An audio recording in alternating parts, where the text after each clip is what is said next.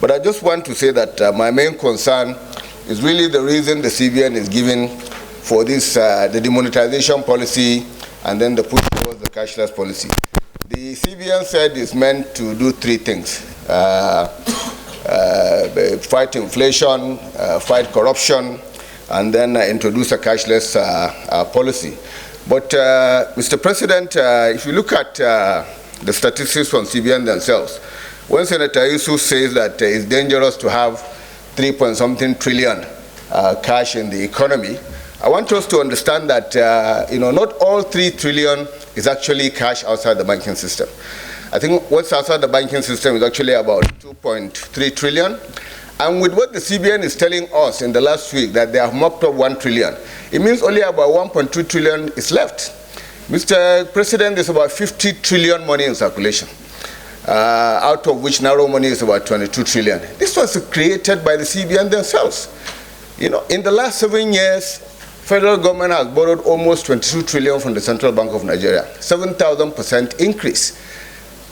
And, if you have a situation where you say you need to reflate the economy because you want to fight the effects of COVID, want to fight the effects of the Ukrainian war, globally, everybody that took that step knew that it was going to cause inflation. We are not alone. Inflation in Nigeria is 20%. We are among the best in terms of inflation on the African continent. Ghana is 50%.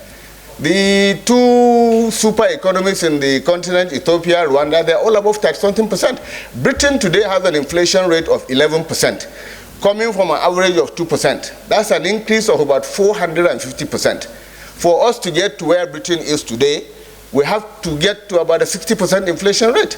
Nobody is fighting cash in that respect. My fear is that the fixation on cash is really,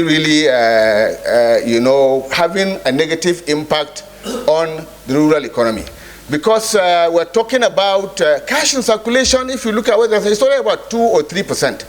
If we continue to attack 2 to 3% of the money that is available out there, how do we affect inflation?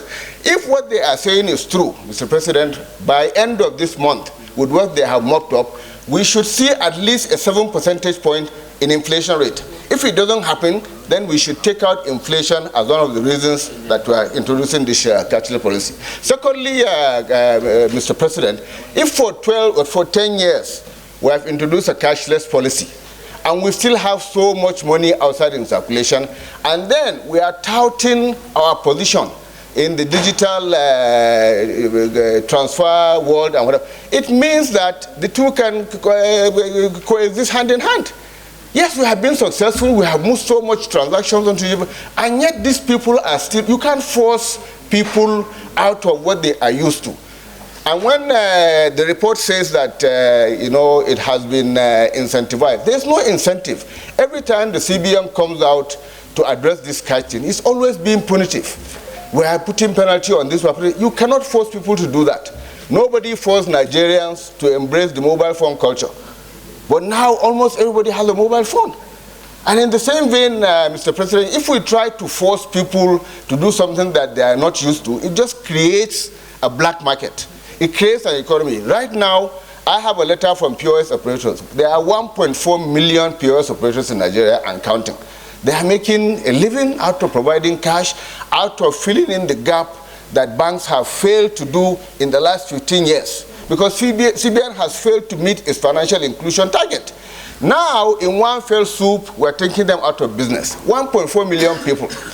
Between the police, the immigration, civil defense, we have barely managed to create 30,000 jobs in the last 7 years. For us to now say these 1.4 million people that are earning a daily living do not matter, I think is very, very dangerous. It's probably more dangerous than whatever it is that we're trying to address, Mr. President. So please, I think we should exercise caution. Thank you.